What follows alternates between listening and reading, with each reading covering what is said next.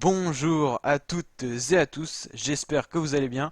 Aujourd'hui pour cette nouvelle vidéo, on se retrouve pour le résumé de l'étape 3 du Tour de France 2019. Une étape de type vallonné de 215 km.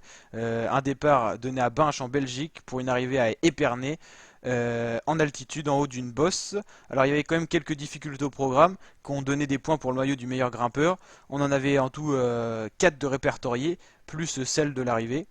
Des difficultés qui ont donné lieu à des explications dans le peloton. Alors on a eu une échappée de 5 coureurs qui s'est très vite constituée dans cette étape avec Tim Wellens, le Belge, et sinon 4 Français avec notamment Johan Offredo, Paul Ourselin et encore 2 autres coureurs.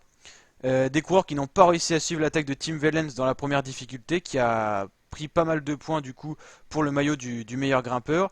Il a tenu tête au peloton assez longtemps avec souvent une minute d'avance et dans la côte qui attribue justement les modifications, notamment pour le général avec 10 secondes, 5 secondes et 3 secondes, il a été justement repris par Julien Lafilippe, mais il a quand même pu prendre les premiers points.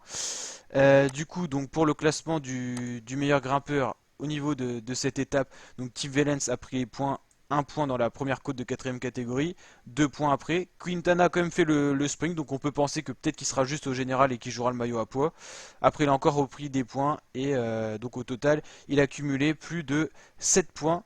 Et Julien Lafilippe en a pris un lors de son attaque dans la côte qui a surpris un peu tout le monde. Personne n'a été capable de suivre directement. Et ensuite, il est parti pour une épopée et il a réussi à gagner cette étape.